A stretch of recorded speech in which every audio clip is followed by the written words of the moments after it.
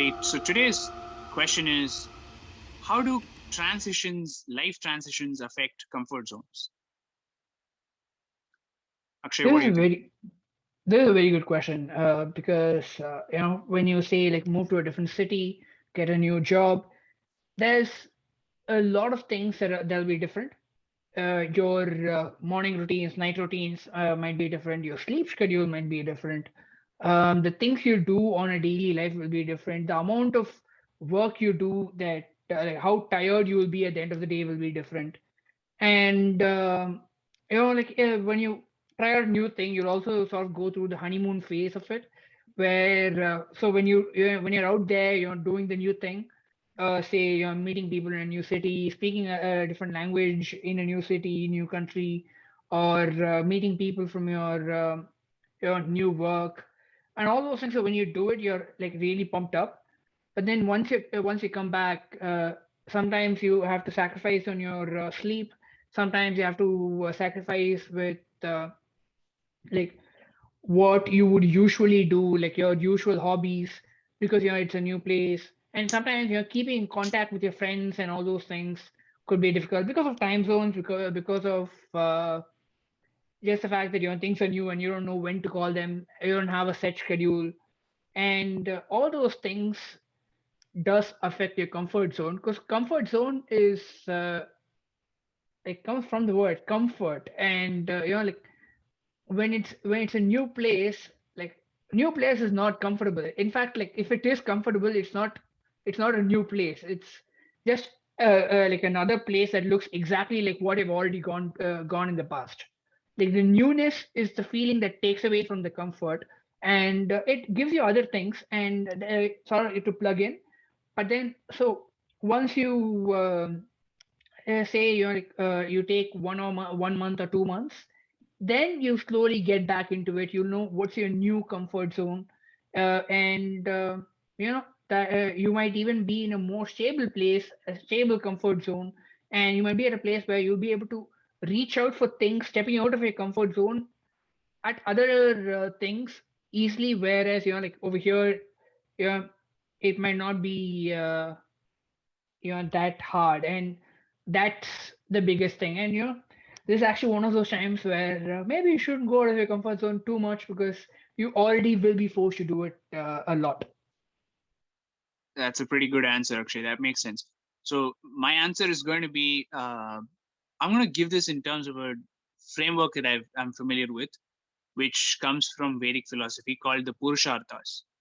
So there are 4 Purusharthas in life, which are Dharma, Artha, Kama, and Moksha. I'm going to translate that into simple English. Dharma is responsibilities. Artha is material possessions. Kama is sensual pleasures. And Moksha, let's say, is freedom. So at any given time in your life, you're going to have a set of all these to pursue. And a meaningful life is built in finding balance between these. So during a transition, your responsibilities are going to change. And as they change, the kind of material possessions that you will need in order to fulfill your responsibilities will also change. So if you're transitioning from one job to another, you might have to move to a different city. You might need to acquire a house or a place of residence there. You might need a new set of tools to work in your new job, a new laptop, whatever.